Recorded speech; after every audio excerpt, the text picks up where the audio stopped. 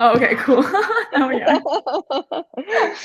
Um, okay, amazing. Thank you so much, Luna, for being here. I'm so happy to speak to you. Like I've been following your work for a long time. I find it super amusing what you do with your work with plants, like the way you go about creating. So I'm very excited to have you on and to have this conversation. How are you doing? Good. I was just telling you before, I was up so late, and so I'm just like chugging coffee and water like crazy right now. I So I can, woke you up. yeah. Well, I'd love to start maybe like, just knowing a little bit more about you, like who is Luna and how did your like kind of journey into NFTs and like crypto started? You've been around for a while now. It's like, you're almost one of the early ones. So yeah, how did that all come about? Yeah, I know. I didn't even know how long I was doing this until I got that email that, with the new Super token thing, rare. you've been on super rare for X amount of days. And I was like, oh my God, like really? It doesn't really feel that long, but it also does, I guess. I yeah, so my name is Luna, and I'm here in Los Angeles. Um, I so I with the email they told me I was on super rare for like about 340 days or something, like almost a year at this point. Um, and I my background is more in the sculptural realms, with sculpture, installation, like physical objects. Was I studied more like industrial design back at school, and so a lot of my work has been hands-on up until like pretty fairly recently. Um, and even with the current work I'm doing now with the transparent gardens and these aquatic installations, they're still physical works, but just captured on film and created into these digital video art pieces.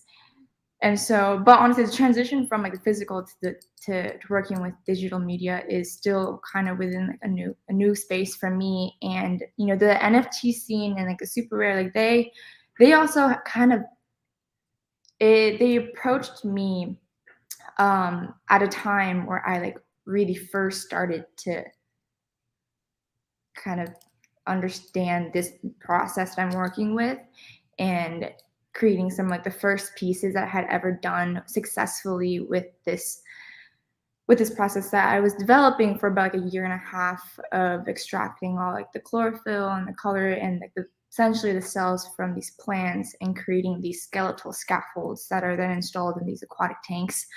Um, and actually, the first person that approached me was Alessio. And so, shout out to him. Before he was even doing like the the head Curation. curator and things like that. So he just like, yeah, I just like I got like a DM. He was like, hey, I don't know you, but would you be interested in doing something like this? And um yeah, so it really just started from that, and then I just like got talked to Zach and had like the inaugural phone call back then, like where there wasn't the application forms that like complicated things like that, which um, and it just really transitioned seamlessly into what I'm doing now as like digital artworks that are sold now as NFTs. But yeah, so thank you to Alessio I've for discovered so sending many me the artists DMs. through Alessio. I know. I mean, like when he became the head curator of the super rare space, like I don't think anybody was really surprised. It Yeah. makes sense. So yeah. Yeah, he's amazing. And also like the stuff that he shares on Instagram, like I'm constantly, like discovering like so many. I think actually I probably Yeah. discovered you through him because he was resharing. I think he reshared like a lot of your work on Instagram. And I was like, Yeah. you So know, at first I was like, Are these real plants? Like, are you actually, nice. like using because sometimes, you think it might be like digitally kind of like made and it's not. And when I discovered that you're actually it's physical work that you do, and then I kind of process it digitally. I was amazed. I want to know more about that. Like, how does this process start, middle, end? Like, how is it? Like, how do you go about doing this amazing artwork? Well, it first starts by just going outside. And, for a lot of the works I was doing in the beginning and for tests, Los Angeles has so much nature and so many plants, especially when I first started, it was during springtime. So there's all these, like wildflowers growing. So I would just be collecting and more or less kind of foraging these plant types and then testing it out to see whether it would work or not. So essentially what is happening is that I spent like a year or so researching and developing this method of directly removing all the chlorophyll or like the living cells from these plants. And it's an incubation method. So it takes roughly about like 3 to 4 weeks or so for it to get from the original plant to this scaffold, to the point where it becomes this translucent and more or less like transparent plant. And once it gets to that final stage, like, they're technically no longer really alive, and they're also technically no longer really plants, because like all of those plant cells have been removed. So all you're left with is just this tissue that's still left in the original anatomy of the plant that I was working with originally. And so it's just, it's a process that definitely took a lot of research and development, and so many tests. And there's really wasn't too much of a precedent for me to go off of in terms of how to do the entire body of the plant. And a lot of this research, really does pull from like the medical journals or from like more scientific research like botany and like understanding the cellular structures of plants and organic materials. And so it does stem from like that place, but transforming it into more of a physical like, installation that, it kind of transcends like what our understanding are of plants and how we view nature outside of the natural environment. And so these plants are then like curated in these aquatic tanks where they're installed and planted in kind of like a micro universe. And so each one has its contained walls, in the tanks, but the current of like the water, the filtration system, everything plays a part in creating this world. So a lot of people, they would think that it's CG or things like that because like there's movement and it's not just a still, but it's all analog and using the current to create like the natural movement that like subtly mimics wind, but it's also very unworldly in terms of how these plants are moving. And capturing all that on film has been my way of working with this material or this type of work, because essentially the plants like do decay over time. Like it's organic matter, so after 6 months or so they essentially disintegrate. And so the video art is a way of preserving these tanks as a permanent installation in video and digital media. It's incredible. Like, I'm curious, really, like, actually, like, how did the idea of doing this like come about? Like, is it something that, you've kind of like always done, like working with like actually like plants and doing this? Like, this is so like unique. How did you start? Like, tell us that story. Like, I'm just really curious. I mean, well, I've always been really interested in material sciences more than so much like science or chemistry or anything more within like in that realm. Like I'm by no means, a trained chemist or anything like that. A lot of this is just a lot of trials and just figuring out what's possible for me to do using the limitations or working within the limitations that I have. And I guess it all really just, it's hard to pinpoint exactly like what what the origin of anything is, but I'm really fascinated by not so much like of course nature, but also how we have created these artificial environments of nature for us to enjoy as like a capsule moment. And so, for example, like botanical gardens or even just small ecosystems like terrariums or aquascaping, especially in aquascaping, it's like creating these micro worlds and containing it for us to enjoy. And so it's this appreciating nature, but kind of in an artificial way. And so, but that still brings us a lot of joy in ways that we, if we can't necessarily reach the outdoors in that context, we can have like a little garden in our home. And that brings us some type of peace or some joy or some solace.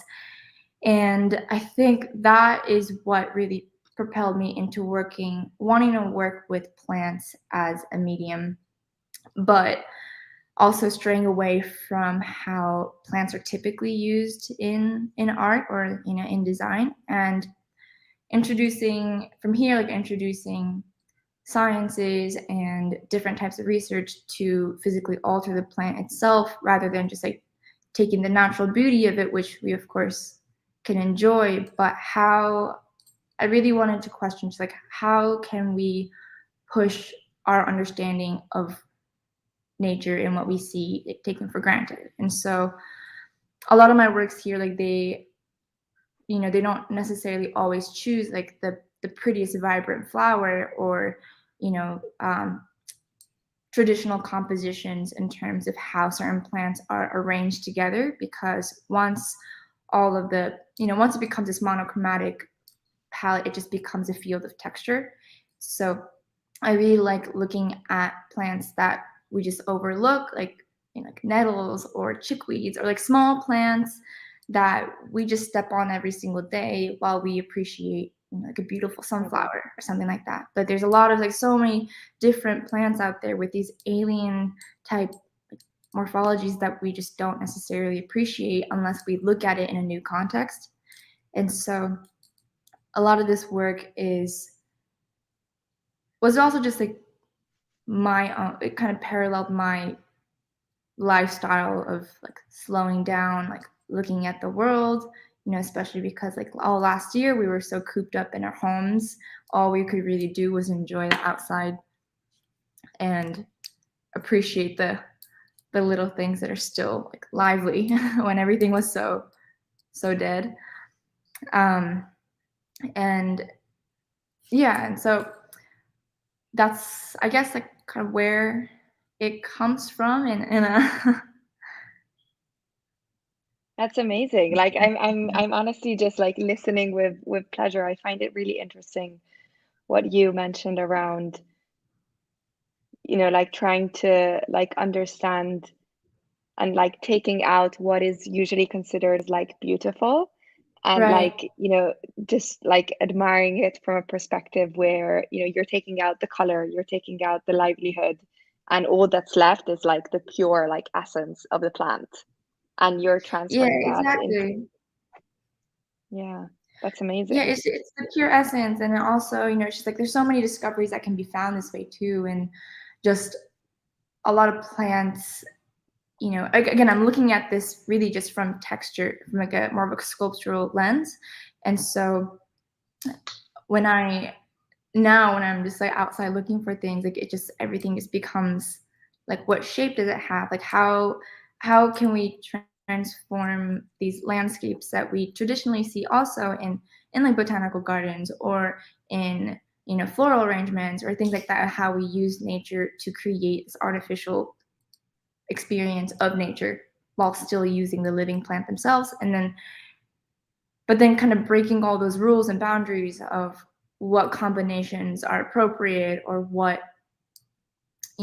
patterns, like what color combinations have to be used. That this really strips away all those limitations and boundaries and then just creates a form world where I also just get to play by combining aquatic plants and terrestrial plants, by flipping normal flowers that are supposed to hang up like downwards from branches and flipping it upside down, using plants that are supposed to be these tall blooming, you know, blossoms, but then like cutting it at the stem and then just using it as a foreground. Like I'm really able to just play with like nature as a medium without having the typical constraints that you have as a gardener or as a floral arrangement or and things like that.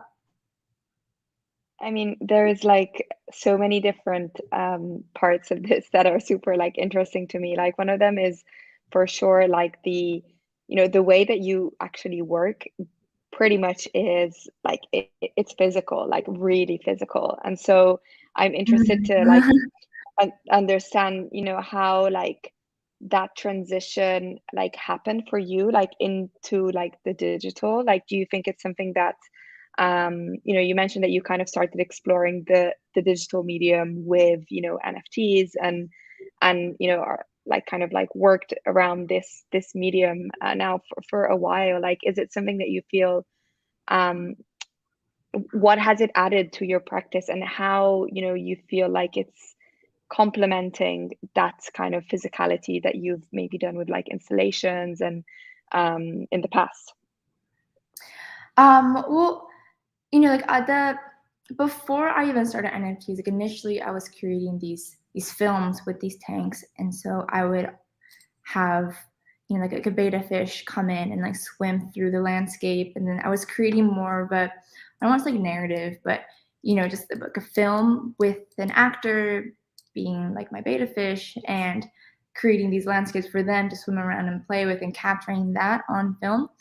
And the, you know, the digital aspect of this work was always part of how I imagined it to be completed, like with or without the NFTs, because these tanks are all ephemeral pieces, and so you know I'll have them, and but they do disintegrate over some time, and so, and also with the element of the water and the current and the subtle movements that these plants have, like there's no way I could capture like the actual essence of how ghostly these do become when they're submerged, you know, in the installation tanks, with like the really subtle like gentle sways that they have. It can't be captured via photography. It like had to be captured via film, and so you know the whole work is kind of packaged together like in a digital media way. But I'm not necessarily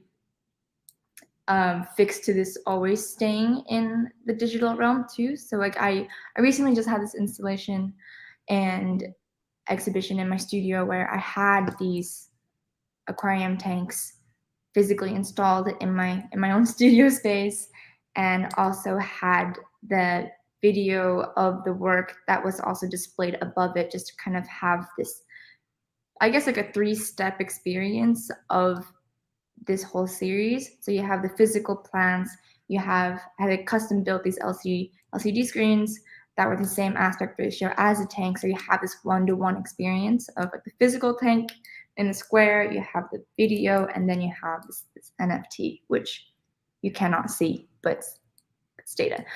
And there, it's a different experience for sure, seeing the video of it and seeing the real thing. You know, I feel like it's a completely different work almost, and so it's almost hard to compare like which one. But with the video, you know, it's interesting because you're able to share it so much easier to people. Like these tanks can't necessarily move to locations once it's installed. Like they're once it's placed in the substrate, like it's not moving. Yeah. It's not going anywhere. And so it's much easier for me to like share this work and like share the essence of what the physical piece is in video form. And so that's kind of why I really appreciate, you know, or I've enjoyed working in this medium. And you know, with also with video, you're able to create so many different experiences, just playing with scale and like making them like really, really large, and then it's becoming this immersive installation, or having them be like a small piece, or like there's so much range in that sense where you can also control things, how the viewer experiences the work in your own way. But I would definitely do want to show people the real thing. I think it's a whole new experience. Yeah, absolutely. And maybe it's like, it's kind of like also the process of how you go about doing it, because obviously like the tanks are such an integral part of Right. your creative process. So it's like, yeah, I mean it's like a step, right? You have like the actual like going out in the wild and looking for these plants, then kind of applying, like putting them, taking out the With chlorophyll, like which my clippers and like a basket. yeah. My neighbors being like, I mean, like I don't know if you've ever done a like, behind the scenes kind of like video or something, but that would be like just a film of its own, it's like yeah, yeah. that's amazing. And do you have these just like, do you have these tanks like in your studio? So like do you kind of like, okay, yeah. I do. So my studio, like honestly, a lot of people pass by it, and when I don't have any tanks on, people think it's like an aquarium or Yeah. like a fish store or something like that. Like I actually did have someone walk in and be like, "Is this like a fish store?" And I'm like, "No, no, no, like it's not." I have like 8 humongous aquarium tanks just like lined up in my studio with all these like lights and, you know, yeah. So Have you had I mean it's like your I don't know if like I'm wrong or right in saying this, but like I've never seen, I've never come across somebody that has this kind of, creative process and does this type of thing. Like, do you know of others, or have you inspired others to like start working this way with plants and doing this kind of, yeah. I mean, I guess like I'm inspired, but I guess I'll start by saying like, well, I'm inspired by, um, by like these like aquascaping communities, and so that's what really drew me into using like the aquarium tanks or creating these aquatic environments. Um, and definitely spent a long time just kind of like and practicing aquascaping myself too, just as like a side hobby, and it's I recommend everyone try. It's um, but the I don't necessarily know anyone who is really using plants like this and creating like an art for artistic Yeah. purposes.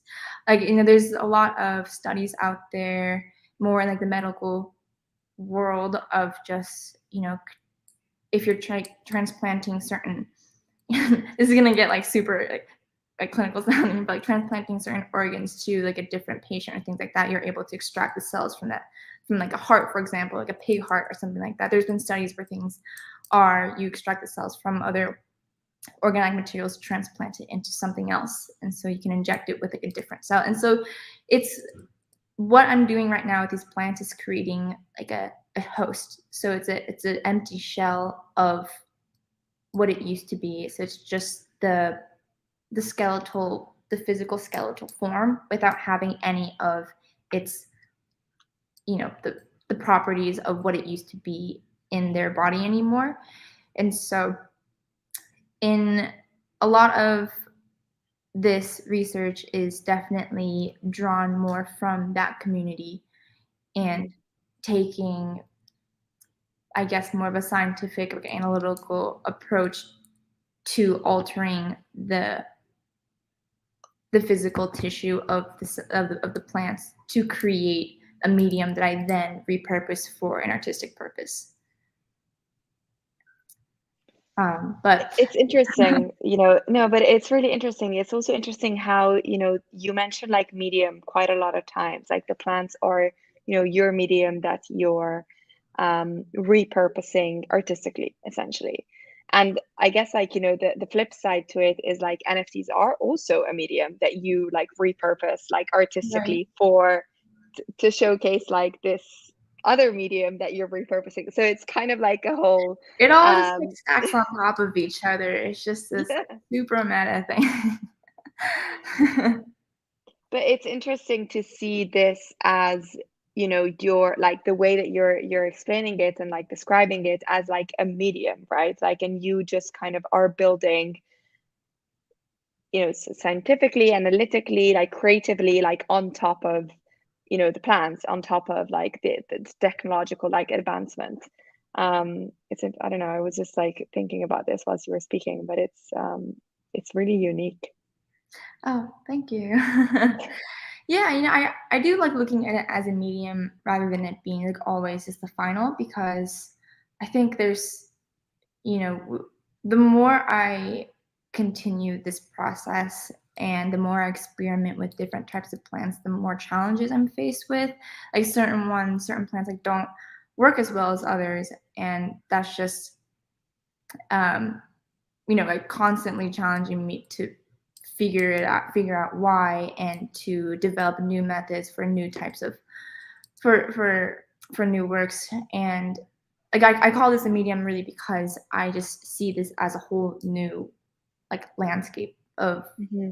like physically a landscape, but also just a whole new range of things I can work with now to create different types of environments.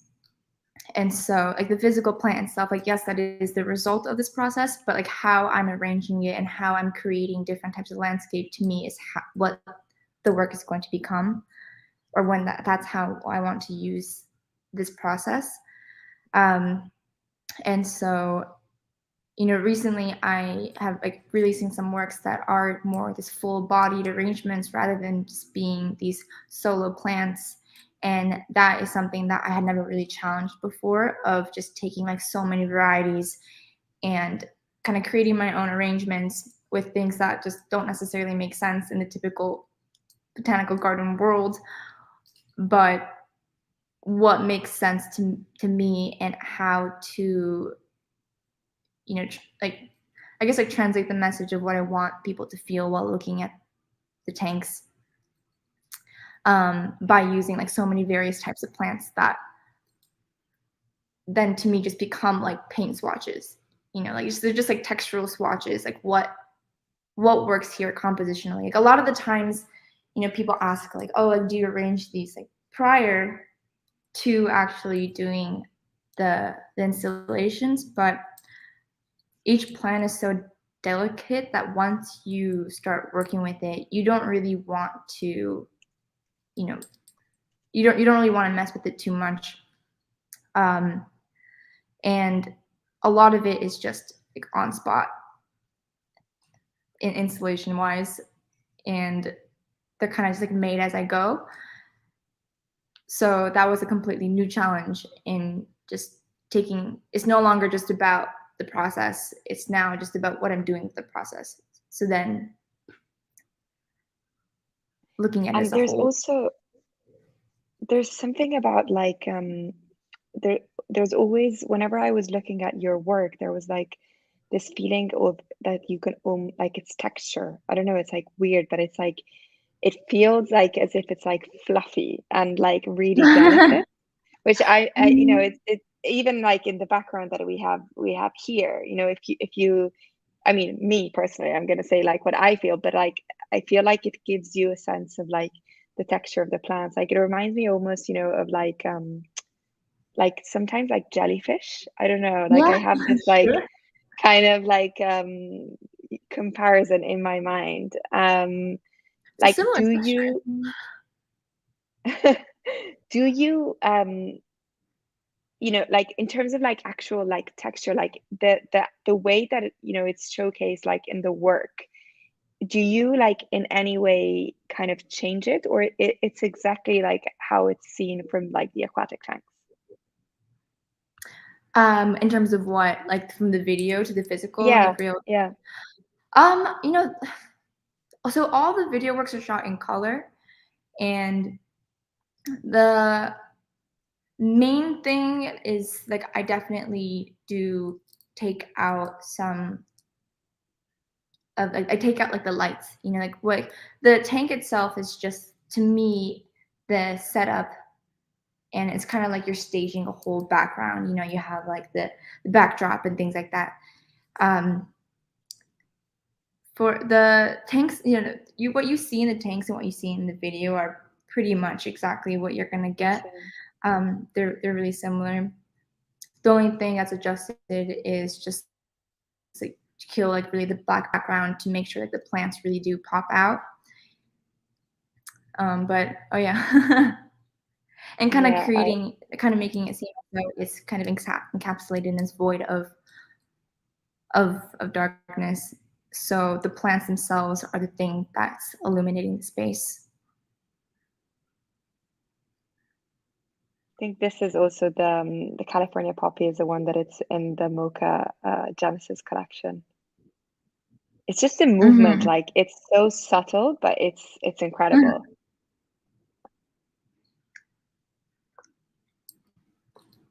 Yeah. Yeah, the It's California poppy, that was the very first series that I had done successfully. And so it was that was a very joyous time for like so many different reasons.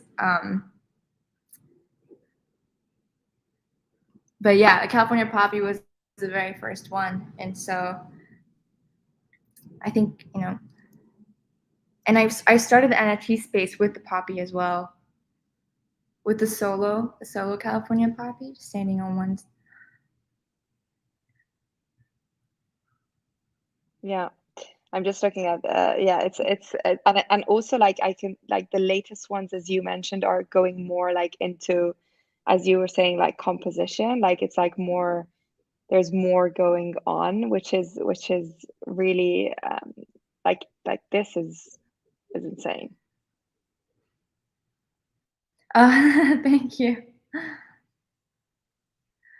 This is actually one of the pieces that was in that show that I previously mentioned in my studio. Wow, okay. So this was a And physical tank that people came and saw in real life, and also saw like the digital, that one as well.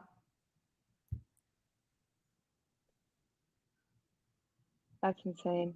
And what is the reaction when people see these plants in the tank? Like, what is the what are the comments, you know? The first reaction is people just like whip out their phones. They're just like, yeah, it was, it was funny because like, I really did get a firsthand experience in exactly that question because I was so curious too. A lot of this work I had done, privately in studio, but also it was during quarantine, so no one had seen these in real life, like at all, besides my family or like my really really close friends. And so the show was an opportunity for me to actually open up the space to the public to have people I don't know come by as like a totally open viewing of these works. And I was also there every single day of that show, of the duration of the show opening, because it was my space. And so yeah, it was so interesting for me to know what the reactions were of people when they first saw these. And I guess it really like boiled down to 3 questions that they would ask. It was always kind of like, like, are these real? Like, how long does it last? And I guess, yeah, like what made you do this? Like, this is so weird, kind of thing. Yeah. What Yeah, about so I like got to answer this question first, and yeah. yeah, no, definitely. But what about, I'm also interested to understand like how, what happens like with like I don't know if it's the right word, like when they kind of start disintegrating and like, there's a process that the flower, fades away, like it doesn't look like this anymore. How does that Yeah. happen? And have you thought about maybe, I don't know, like documenting it or having like like something done on that side as well?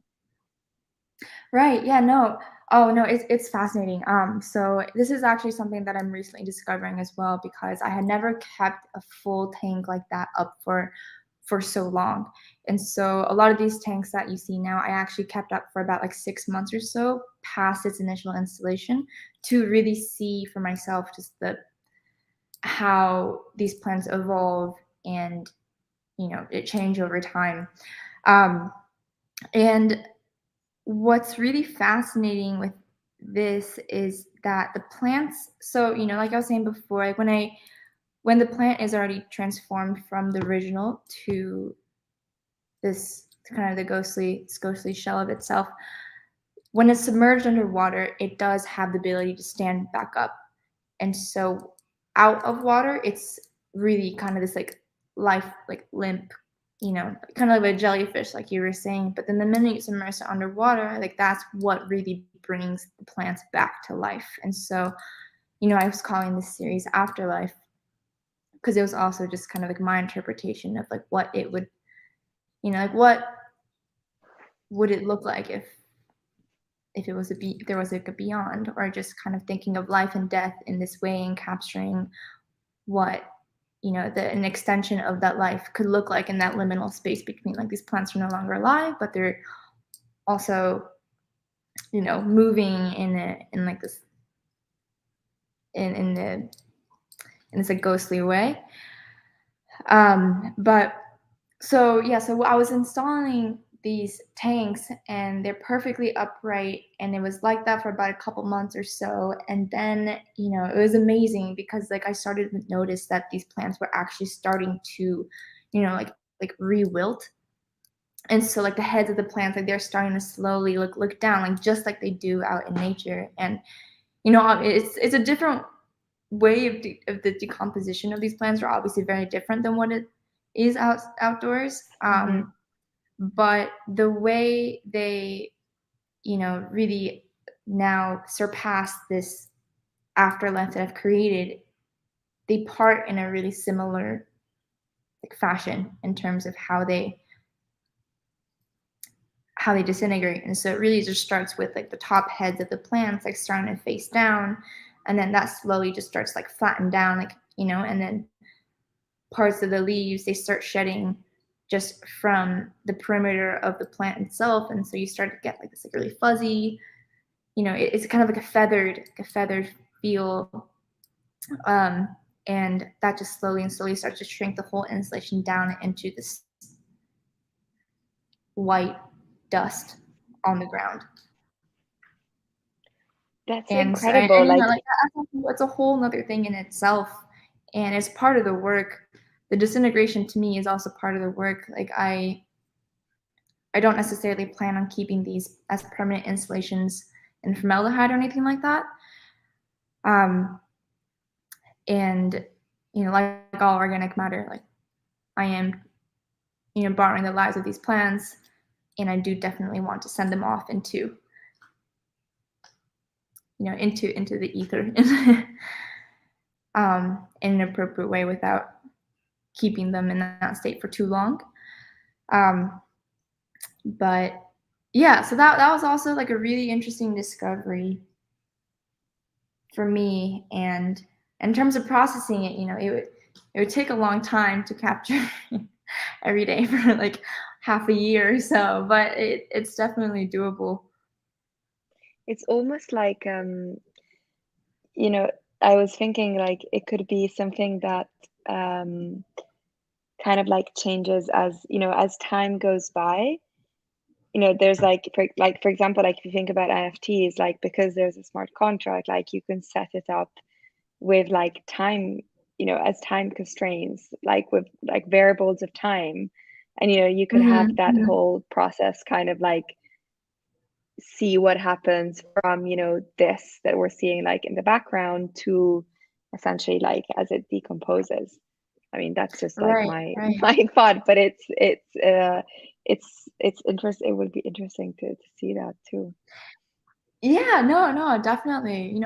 It's interesting for me to see it in person. I guess it's just a question of like how well that all translates onto film. Like Yeah. do you really want to see like a whole decayed tank for a very long time? Like I don't know. Um, But there's also like something else that I think is very like, you know, your kind of like creative practice like embeds a lot of different things. You know, you have like the physical, you have the analog, you have the film, and then you have everything kind of put together into the digital work, which is then, you know, kind of processed as an NFT and sold. Like how um you know, it takes time basically for you to kind of Right. like go through all of this. Like, what do you think about within the context of like crypto art and within the context of like NFTs? Like, did you find your kind of process as well? Firstly, I mean, for sure, it's like very unique, and you know, there's like nobody that is doing this at all in any way or form. But how like are you balancing that within like the context of this like ecosystem, which feels like it's very, you know, fast paced, like kind of constantly like putting out work and stuff like that. Like, yeah, I'm just curious. Yeah, I think that's definitely something that um, I try not to let it affect me so much, but of course, like the nature of this whole space is insanely fast paced, and it's a whole different world than what it was 344 days ago when Alessio first like messaged me at that time. It's completely new universe, and it has a different atmosphere around it. It has a different, worldly. I don't want to say like opinions. Like we've gotten so much talk of like what the space is, like what it could be, what it's supposed to be, like what kind of art sells, what doesn't sell, like all that stuff to me, I think is I don't really, I don't really care. I think my Twitter is very like I'm barely really on it. I'll be honest. Like it took me so long to respond to you. It's like I barely like am on that kind of stuff. And a lot of the work that I'm doing is slow and it's methodical and it takes a lot of time and took a lot of practice, and it's not just something I can like whip out in a week. If someone asked me, um, and it wouldn't even be like no all-nighters would even lead me to that. It's just part of the whole process. But but then again, like I think that um regardless of all of how fast everything's moving for me, it's just I just follow like what makes sense with Yeah.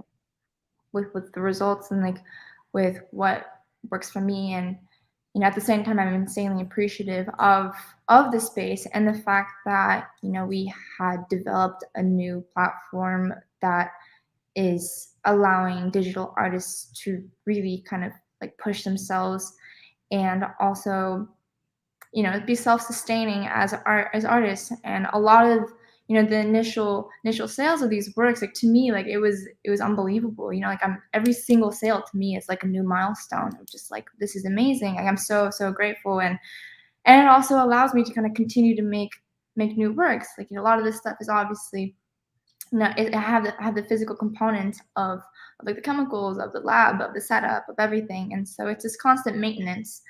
And I really all that's really possible just through this new ecosystem. Um, and so I'm just grateful that there are people that have definitely taken an interest in this very strange new world that that I've created with the plants, and also with everyone's interest in NFTs, kind of creating like a really, you know, a a new space that I think for artists, like we should just always look at it from like a healthy perspective, Hmm. like without like too much noise or too much. You know what I mean? Like the Yeah, whole yeah, yeah, no, for yeah. sure. like, And to be honest, I really love what you said about kind of, you know, your, you know, you focus on you, like your slow, you know, work that is bringing you what you want. You know, at the end of the day, like you're doing what makes you happy, which is creating in whatever form, shape, sound, time, you know, it takes, which I think is a really healthy and, you know, good way to approach it, like whatever that means. Like at the end of the day, this is a medium, so it should be used as such, whatever that means for, you know, each Yeah. creative individual. Yeah, and like, speaking on just that, I mean, I've had my own opinions about this for a while, and obviously, talking amongst friends that are also involved in this space, like there's just so much, like I feel like there's never really a need to tell the world. I mean, I'm telling you now, but just in general, like on Twitter, like, oh, I haven't posted something in 2 months, guys, but just wait, like next week, or like, or like that whole, I think that comes from a place of definitely feeling the pressure and needing to explain yourself, or needing to explain your pace or your process, which I think is just such an unnecessary thing to do, especially if you're making work because hopefully you enjoy it first, right? Like Yeah, of course. I feel like a lot of that just kind of gets lost, or maybe it's just lost in translation with like a one-liner Twitter thing. But a lot of the times, I think, like, for anyone that's like starting this space now, like I wonder what they think. Just like, oh, everyone's pumping out so much stuff so fast. Like I gotta have this big presence online. Like I have to do all these things. And I think those are like superficial barriers are exactly why NFTs can be judged in such a critical way. But to me, and like, I think it's also just stemming from like a more traditional sense of, if you're sculpting something, like it takes as long as it takes.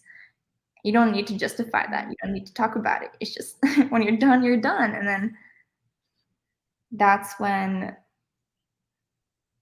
that's when you can start to talk to people about it. It's like, I agree 100%. I think it's incredible that you're saying that. And I think